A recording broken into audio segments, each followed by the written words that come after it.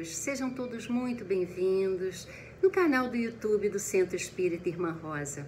Eu sou Maria Alice, colaboradora da casa. Dando continuidade aos nossos encontros de março, cujo temário é Aos Pés do Monte, Meu Coração se Renovou, vamos receber a nossa amiga, irmã, também colaboradora da casa, Jacira Roriz. Jacira abordará o tema intitulado Perdoando para ser perdoado. Antes, porém, vamos ler a nossa página e fazer a nossa prece inicial. A página escolhida de hoje é do livro O Consolador, de Francisco Cândido Xavier, pelo Espírito Emmanuel, o item intitulado Perdão.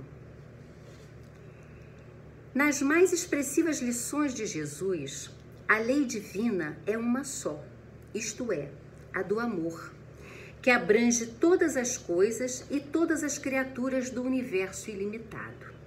A concessão paternal de Deus, no que se refere à reencarnação para a sagrada oportunidade de uma nova experiência, já significa em si o perdão ou a magnanimidade da lei. Todavia, essa oportunidade só é concedida quando o espírito deseja regenerar-se e renovar seus valores íntimos pelo esforço nos trabalhos santificantes. Eis porque a boa vontade de cada um é sempre o arrependimento que a providência divina aproveita em favor do aperfeiçoamento individual e coletivo, na marcha dos seres para as culminâncias da evolução espiritual. O perdão sincero é filho espontâneo do amor e, como tal, não exige reconhecimento de qualquer natureza. A oportunidade de resgatar a culpa já constitui em si mesma um ato de misericórdia divina, e daí considerarmos o trabalho e o esforço próprio como a luz maravilhosa da vida, estendendo, todavia, a questão à generalidade das provas. Devemos concluir ainda com o ensinamento de Jesus que o amor cobre a multidão dos pecados, traçando a linha reta da vida para as criaturas e representando a única força que anula as exigências da lei de Talião dentro do universo infinito. Cumpra cada qual o seu dever evangélico, buscando o adversário para a reconciliação precisa, olvidando a ofensa recebida. Perseverando a atitude rancorosa daquele, seja a questão esquecida pela fraternidade sincera, porque o propósito de represália em si mesmo já constitui uma chaga viva para quantos o conservam no coração. Só a evangelização do homem espiritual poderá conduzir as criaturas a um plano superior de compreensão, de modo que jamais as energias afetivas se convertam em forças destruidoras do coração. Para a convenção do mundo, o perdão significa renunciar à vingança, sem que o ofendido precise olvidar plenamente a falta do seu irmão. Entretanto, para o espírito evangelizado, perdão e esquecimento devem caminhar juntos, embora prevaleça para todos os instantes da existência a necessidade de oração e vigilância. Aliás, a própria lei da reencarnação nos ensina que só o esquecimento do passado pode preparar a alvorada da redenção. Rememorar o bem é dar vida à felicidade. Esquecer o erro é exterminar o mal. Além de tudo, não devemos esquecer que seremos julgados pela mesma medida com que julgamos. Vamos orar, meus irmãos, fechando os nossos olhos, refletindo sobre o tema de hoje, o perdão.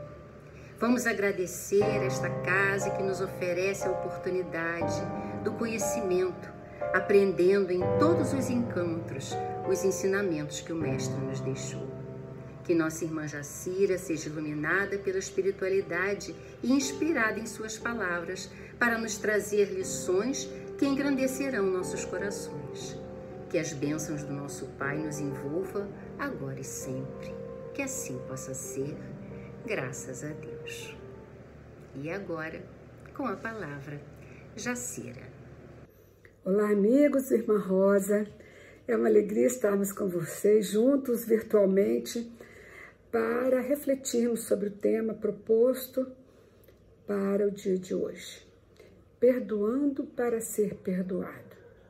Está no capítulo 10 do Evangelho segundo o Espiritismo, item 2, e Mateus, capítulo 6, versículo 14 e 15. Se perdoardes aos homens as faltas que eles fazem contra vós, vosso Pai Celestial perdoará também os vossos pecados. Mas se não perdoardes aos homens quando eles vos ofendem, vosso Pai não perdoará os vossos pecados. E se o vosso irmão pecou contra vós, ide mostrar a sua falta em particular entre vós e ele. E se ele vos escutar, tereis ganho o vosso irmão. Então Pedro se aproximou de Jesus e lhe perguntou: Senhor, quantas vezes perdoarei meu irmão? Será até 7 vezes? E Jesus lhe respondeu: Eu não vos digo até 7 vezes, mas até 70 vezes 7 vezes. Muitos de nós faríamos rapidamente a conta. 70 vezes 7, 490.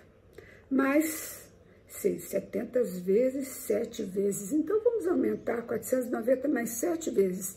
490, 7 vezes. Daria 3.430. Mas essa não é uma questão de cálculo, e sim de frequência. Frequência ou constância na manutenção do perdão. Jesus pede que perdoemos cada ofensa tão frequentemente quanto a ofensa seja feita, ou seja, Jesus responde a Pedro que devemos perdoar sem limites, infinitamente. No capítulo 14 do Evangelho, no item 14 do capítulo 10 do Evangelho, tem uma parte da orientação dos Espíritos e eles nos dizem: misericórdia é o complemento da doçura. Ela consiste no esquecimento e no perdão das ofensas. O ódio e o rancor denotam uma alma sem elevação e nem grandeza.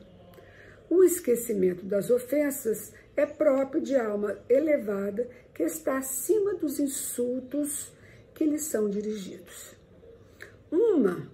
Um tipo de alma, aquela ansiosa, é sempre suscetível, desconfiada, cheia de fel, e a outra calma, cheia de mansuetude e de caridade. Aquele que diz, eu nunca perdoarei, se não for condenado pelos homens, certamente será por Deus. E com que direito reclamará perdão às suas próprias faltas, se ele mesmo não perdoa dos outros? Alguns perguntarão, mas então Deus não nos perdoa? Se não perdoarmos, não é estranho? Se ele nos ensina e nos espera de nós perdão e ele não nos perdoa? A resposta é: Deus governa o universo através de leis sábias e permanentes e constantes e eternas, que não necessitam de reajuste como as nossas leis humanas. Quando infringimos as leis de Deus, automaticamente estamos sujeitos à reparação, porque todos nós estamos mergulhados nesse contexto de leis que governa todo o universo. E ela está em nós e nós estamos nelas. Isso faz parte de tudo que existe. Então, ele nos perdoa, Deus nos perdoa, oferecendo múltiplas oportunidades de ressarcimento dos nossos débitos. Ao mesmo tempo que ressarcimos, realizamos também o nosso progresso de autoburilamento ou melhoria. É por isso que, de vez em quando, todos nós somos visitados por dificuldades, obstáculos, através de muitas provas e expiações. O processo é altamente educativo para o nosso espírito, a fim de retomarmos o caminho do progresso, da libertação das nossas próprias imperfeições. Deus projeta a nossa evolução e essa é a magnânima vontade de Deus, que tudo governa, que tudo comanda. Jesus nos ensina que a misericórdia não deve ter limites.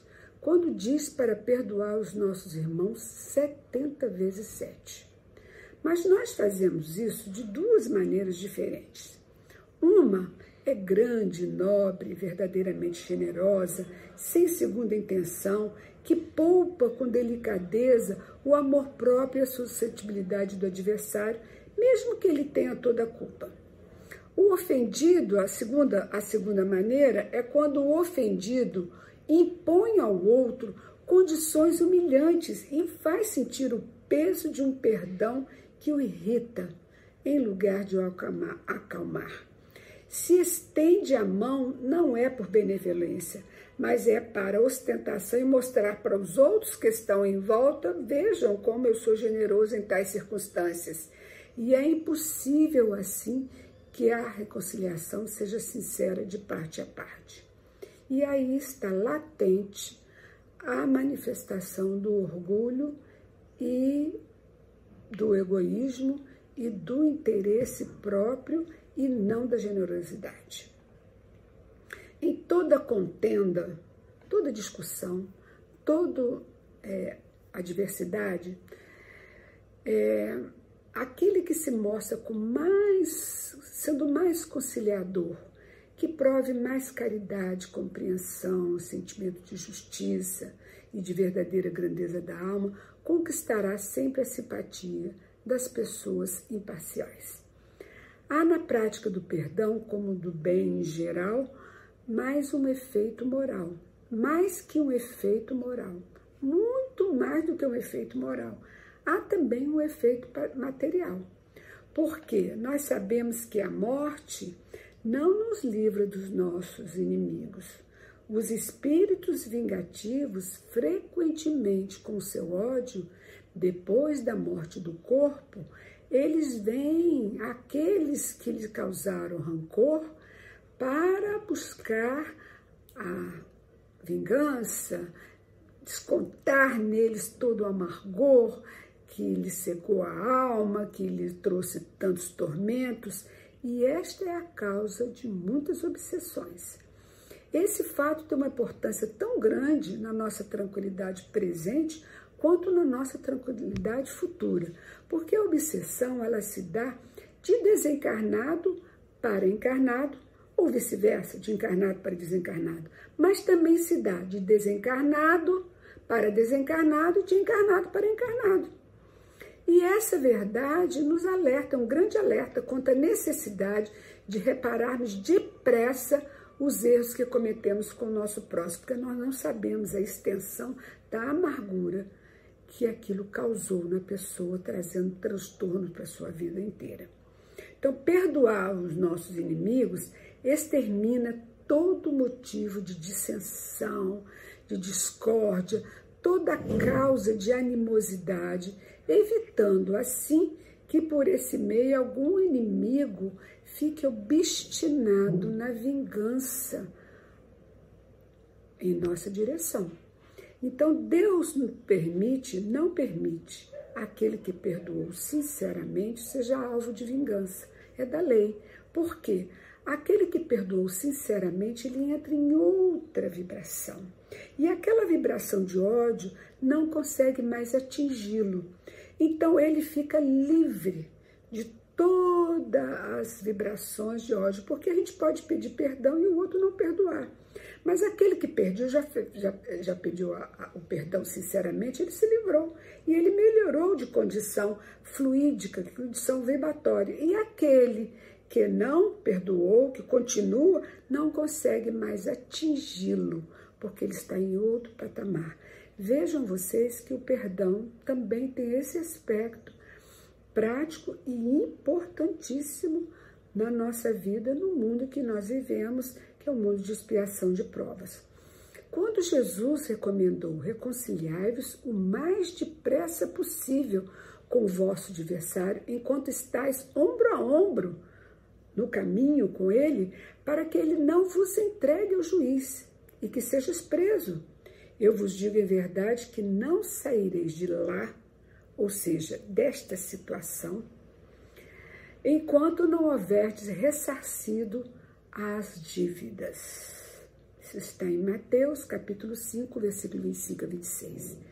Então, Jesus, quando nos ensinou a perdoar, não era somente para apaziguarmos as discórdias do mundo atual, o momento, aliviar um pouquinho as tensões, mas também evitarmos que elas se perpetuem além das existências presentes através do mundo, na vida, no mundo espiritual ou em outras existências, porque há obsessões que duram várias reencarnações.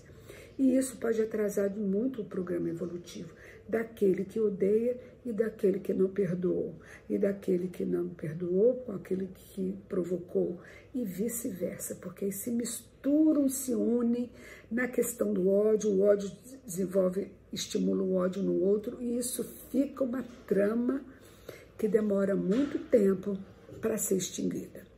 Para sairmos dessa situação, o perdão, a solidariedade, a prática do bem desinteressado e a amorosidade nas relações são o caminho, porque elas diminuem, acalmam, diluem o rancor, a raiva, o ódio, tira o foco dos nossos pensamentos em torno daquela mágoa, em torno daquela dor, e assim nós podemos amainar as tensões e evitar um mal muito maior.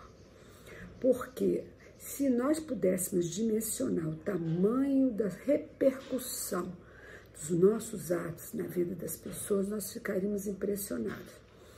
Porque o resgate só virá quando terminar no outro todas as extensões e os aspectos de nossos débitos nele e nos outros que conviviam com ele, que levou às consequências.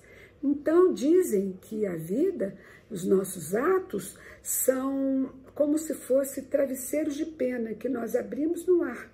Aquilo vai e vai para todos os cantos. Depois nós teremos que retomar cada pena que nós espalhamos. Então, muitas das vezes, nossa, mas eu só fiz mal a uma pessoa, mas essa pessoa com a sua mágoa, com o seu rancor, ela cometeu outros erros em virtude do distúrbio que nós causamos nela. E nós somos os responsáveis indiretos por aquele mal também. Porque se ela não tivesse tão amargurada e tão abalada com o mal que nós fizemos, ela não cometeria tantos desatinos. Então vira uma cadeia onde começou com um ato nosso impensado. Então, na época de Jesus entre nós, havia uma prática dos judeus oferecerem sacrifícios materiais no altar dos templos, como uma oferenda. Jesus, aproveitando esse hábito da época, disse para nos ensinar: quando apresentardes a vossa oferenda ao altar, lembrai-vos que vosso irmão, se vosso irmão tem alguma coisa contra vós, deixai a vossa dádiva ao pé do altar e ide antes reconciliar-vos com ele, e depois voltai para oferecer a vossa dádiva. Mateus capítulo 5, versículo 23 a 24. Jesus ensina aqui que o sacrifício mais agradável a Deus é do próprio ressentimento. Sacrifício do próprio ressentimento, ou seja, deixar isso para lá, virar a página e começar de novo, para que isso não fique causando esses tormentos todos. E que antes de nos dirigirmos ao Pai para sermos perdoados, é preciso que nós também tenhamos perdoado o nosso próximo. Ou seja, se cometemos uma injustiça contra os nossos irmãos, é preciso primeiro repará-los antes de fazer uma prece tranquila, porque esta oferenda, entre aspas, será agradável, ou seja, quando nós ofertamos o nosso coração, nossa emoção, numa prece sentida, isso só pode fazer a conexão com o alto através de um coração limpo, de um coração livre desses pesos, dessas sujeiras, dessas condições né? Dessas condições todas de angústia, de tristeza que nos abalam. Nossa mente fica conturbada e nós não temos a conexão com Deus, porque Deus é amor. Se nós estivermos fora do amor, nós perdemos a conexão. Então é muito importante a tentativa. O fato de buscarmos, de irmos buscar, já nos melhora, já nos dá a condição da conexão. Um cristão não oferece dádivas materiais, mas Jesus espiritualizou este sacrifício daquele hábito da época, como um preceito, como um ensino, da prática recomendada, porque neste fato, Jesus encontrou o ensejo de uma grande lição. Ele viu naquele hábito um ensino poderoso para quando dirigimos nossa alma a Deus, que ela esteja limpa de todo sentimento e ódio de animosidade, né? Todo mau pensamento contra o nosso irmão, só então nosso pensamento alcançará a Deus. Isso é muito importante a gente entender, porque se eu carrego um vaso de água, naquela época, na reunião da casa de Pedro, uma das mulheres disse, mas como que eu faço para estar com Deus? Eu tenho que estar totalmente limpa, totalmente perfeita? E ele perguntou para ela, o que fazes da vida para ganhar recursos para a subsistência? Ah, nós cuidamos de cabras.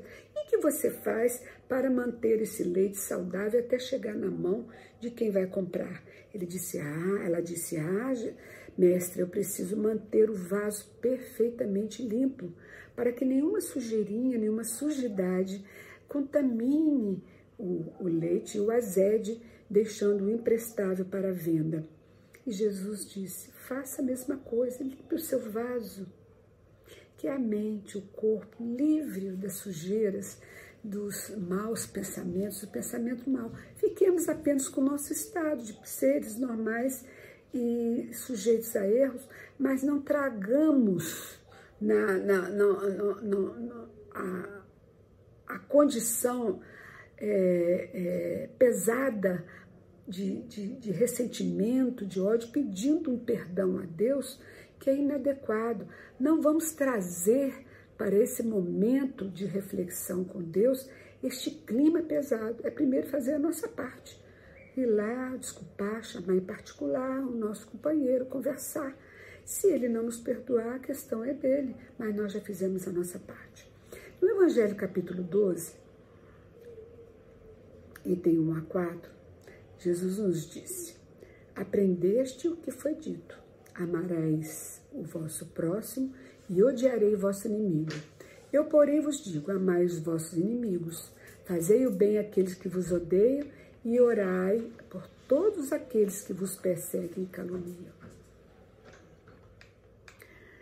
Se não amarmos somente aqueles que nos amam, que reconhecimento teremos? Uma vez que as pessoas de má vida também amam aqueles que os amam. Se fizermos bem somente àqueles que nos fazem bem, que elevada alegria obteremos, uma vez que as pessoas de má vida também fazem a mesma coisa. Precisamos lembrar o tempo todo do primeiro mandamento da lei de Deus. Amarás o Senhor teu Deus de todo o seu entendimento, de todo o seu coração, ao próximo como a si mesmo. Então, é uma tríade. Precisamos amar a Deus, amar ao próximo e amar a nós mesmos. Se não amarmos a nós mesmos, nós não conseguiremos amar ao próximo. Se não amar ao próximo, não conseguiremos amar a Deus. Então não podemos pular amar a Deus e desprezarmos ao nosso próximo e muito menos não ligar para nós mesmos. Eu sou assim mesma, não tem mais jeito, eu sou assim, pronto. E essa atitude é que não podemos ter. Então Jesus completa a lição. Se nós emprestarmos somente àqueles a quem esperamos receber o mesmo favor, que reconhecimento teremos, uma vez que as pessoas de má vida também emprestam desse modo para receber a mesma vantagem? Mas vós, amai os vossos inimigos, fazei o bem a todos e emprestai sem nada esperar. e então a vossa recompensa será muito grande, e sereis chamados de filhos do Altíssimo, que é bom e misericordioso para os ingratos, para os maus e para os bons. Lucas, capítulo 6, versículo 32 a 36. Se o amor ao próximo é o princípio da caridade, amar os inimigos é a sua aplicação sublime, porque essa virtude é uma das maiores vitórias contra os dois obstáculos ao nosso progresso espiritual, o orgulho e o egoísmo. Esses dois obstáculos, se nós aprendemos a amar aos nossos inimigos, ultrapassar a barreira deste orgulho que nos diz que somos melhores que os outros são piores do que nós, o tempo todo, nós sabemos que não é assim, não é? Porque o Evangelho segundo o Espiritismo nos traz no item 3 do capítulo 12 uma observação relevante para a nossa vida. Ele nos diz que geralmente nos equivocamos sobre o sentido da palavra amor. Porque muitas das vezes a gente acha impossível amar meus inimigos. Mas vejam bem o que traz o Evangelho nessa observação relevante. Jesus não quis dizer com essas palavras, amai os vossos inimigos, que deveríamos ter para o inimigo a mesma ternura que dispensamos para um irmão ou um amigo. A ternura pressupõe confiança, e não se pode ter confiança se sabemos que aquela pessoa nos quer mal. E nem podemos ter expansão de alegria, porque sabemos que de alegria ou de amizade, ou devoção de uma amizade, com aqueles que não merecem a nossa confiança, porque sabemos que ele é capaz de abusar disso. Então, entre as pessoas que desconfiam uma das outras, não poderá haver impulsos de simpatia que existem naquelas que estão em comunhão de pensamento. Enfim, não podemos ter o mesmo prazer ao se encontrar como amigo, a mesma coisa quando nos encontramos como adversário, um inimigo, uma pessoa que nos fez mal. Então, isso é humano, é normal. Então, Jesus não quis dizer isso, né? Isso pode ser explicado cientificamente através da lei física, a assimilação e repulsão dos fluidos. Todo pensamento malévolo promove uma irradiação fluídica cuja impressão é penosa para todos nós. E o pensamento benevolente nos envolve no eflúvio agradável, numa emanação serena que nos dá tranquilidade, nos conforta. Daí a diferença de impressões e sensações que experimentamos na aproximação de um amigo ou de um inimigo. Então, amar os inimigos não significa que não se deve fazer nenhuma diferença entre eles, os inimigos ou os amigos. Amar os inimigos significa não ter contra eles nem ódio, nem rancor e nem desejo de vingança. Anular isso. Lembrarmos que nós somos seres imortais e que nós encontraremos com esses espíritos. Então, vamos cuidar disso agora, para que mais tarde não seja pior. Então, amar os inimigos é lhes perdoar sem segunda intenção e incondicionalmente o mal que nos fizeram. É não opor nenhum obstáculo à reconciliação. É desejar o bem em vez de desejar o mal. É regozijar, nos alegrarmos, em lugar de nos afligir, quando algum bem alcança aqueles a quem não temos afinidade. É lhes estender a mão segura em caso de necessidade, de maneira sincera. É de nos abstermos, em palavras e ação, de tudo que os possa prejudicar. Enfim, é lhe retribuir com bem o mal que nos fizeram, sem a intenção de humilhar. Então, amar os inimigos, que é um absurdo para um incrédulo, para aquele que a vida presente é tudo, porque ele vê seu inimigo como ser nocivo, que perturba sua tranquilidade e do qual crê que a morte pode livrar. Daí o desejo de vingança, né? E perdoar-lhe parece uma fraqueza, uma indignidade para si mesmo. E quando não se vinga, ele mantém em si uma reserva de rancor e um secreto desejo do mal. Mas para nós, os cristãos, e principalmente para nós, o espírita, nós sabemos que temos uma arma poderosa. A prece. Orai pelos que vos perseguem e caluniam. Se nós pedimos o perdão e a pessoa não correspondeu, façamos uma prece todos os dias por aquela pessoa a quem nós ofendemos. Eu costumo fazer a prece para quem eu ofendo todos os dias, porque eu, sendo imperfeita e me reconhecendo como tal, aqui e ali a gente fala as coisas de mau jeito, fala mal colocada, as coisas, então a gente atropela um pouco as pessoas, cometemos alguns erros. E então todos os dias eu peço, e se eu reconheço e percebo claramente aquela pessoa, eu vou a ela e converso, por causa dessas explicações que vão nos orientando.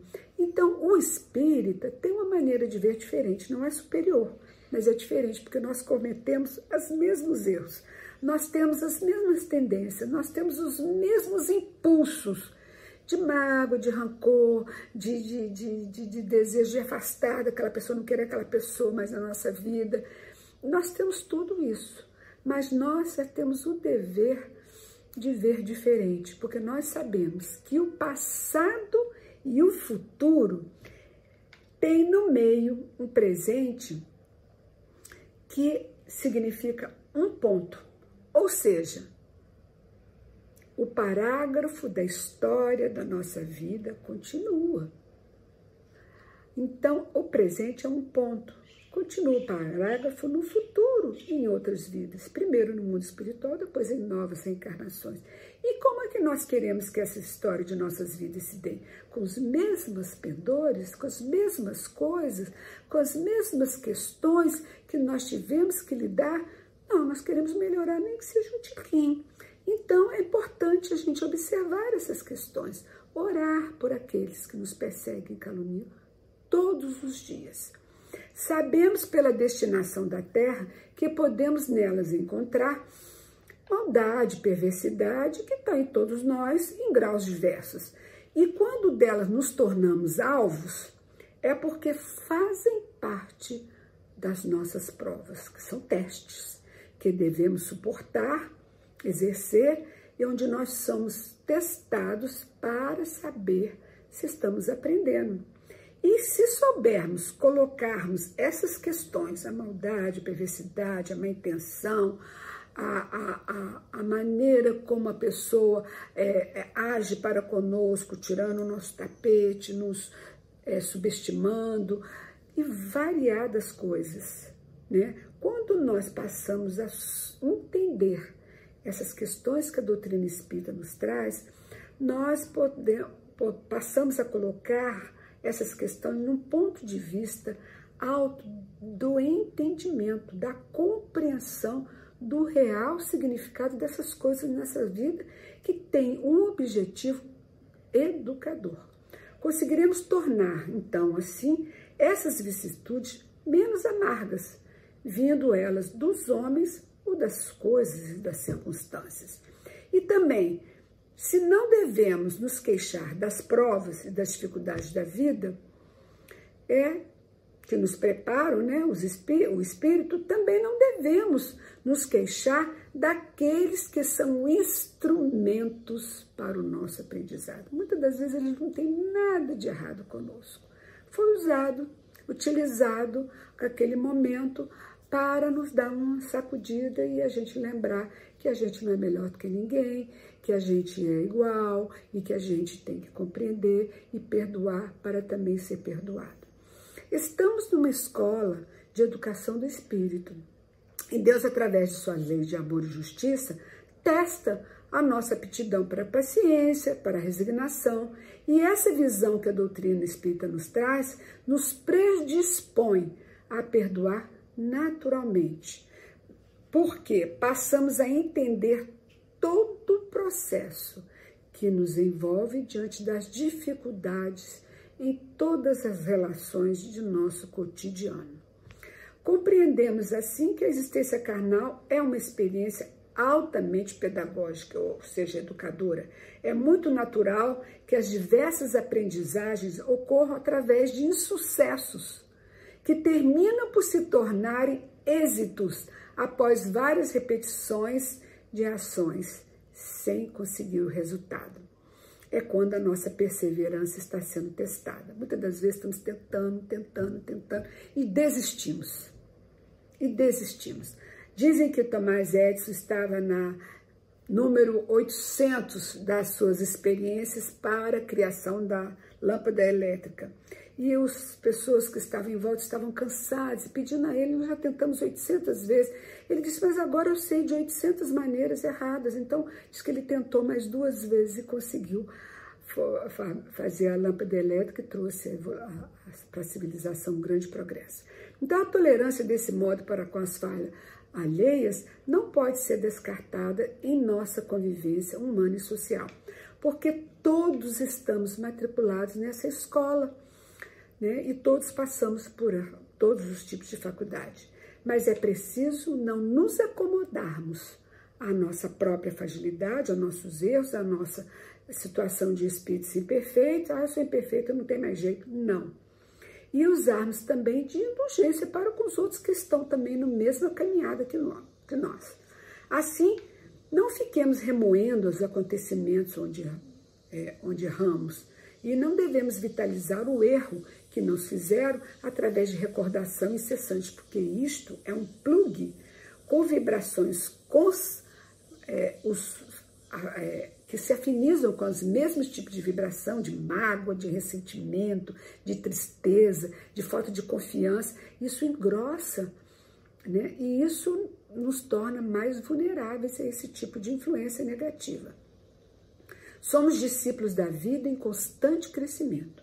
Cada degrau alcançado se torna um patamar para a nova conquista. Assim, não nos estacionemos para não perdermos a oportunidade de libertação das nossas dificuldades, daquelas correntes que ainda nos prendem, no orgulho, no egoísmo, na vaidade. Nem nos tornemos amargos quando erramos. Eu errei, eu não devia ter errado, nos culpar e nos cobrar. Aceitar os nossos limites, perdoando os nossos erros, para mais facilmente treinarmos o perdão que deve ser dirigido aos outros. Lembremos que Jesus disse: aquele que tiver sem pecado, atire a primeira pedra. Mulher, onde estão os teus juízes? Quando ele disse aquela frase, quem tiver sem pecado, atire a primeira pedra, todos os seus acusadores foram saindo da praça onde ocorria a lapidação, a pedrada. Então todos saíram e Jesus disse: mulher, onde estão os seus juízes? Ninguém te condenou? Eu também não te condeno. Vai e não peques mais. Ou seja, perdoou, mas ensinou, orientou. Então, essa é o nosso caminho. A gente recebe o perdão, ou doa o perdão, e dá a orientação quando nos pede. Quando não nos pede, não demos, porque Jesus é o nosso guia maior. Podemos consultar. Consulte o Evangelho, dá um livro do Evangelho às pessoas de presente. É muito importante esse hábito. E que Jesus, então, meus queridos amigos, esteja em nossas mentes e corações como aquele que veio nos mostrar o caminho. Ele mesmo disse: eu sou o caminho, a verdade e a vida. Ninguém vai ao Pai, ou seja, ninguém progride, ninguém evolui se não for através desses ensinamentos. Como a mulher na praça que foi perdoada e seguiu adiante um caminho de luz, nós também devemos fazer isso, trilhar o caminho que Jesus nos deixou. Que Ele esteja em nossos corações como grande orientador de nossas vidas. Que assim seja. Vamos aos poucos, fechando os olhos, com o coração repleto de gratidão, por mais uma vez ter a oportunidade de acompanhar as reflexões que nos foram apresentadas, suplicando aos bons espíritos a nos auxiliarem a vivenciar os ensinamentos de Jesus. Que possamos encontrar coragem, força e consolo no conforto da prece. Jesus envolve a todos os lares neste momento em sintonia com essa rogativa, com esperança em dias melhores. Rogamos que os seus mensageiros possam depositar nas águas a energia que estamos necessitando para o nosso equilíbrio físico, mental e espiritual.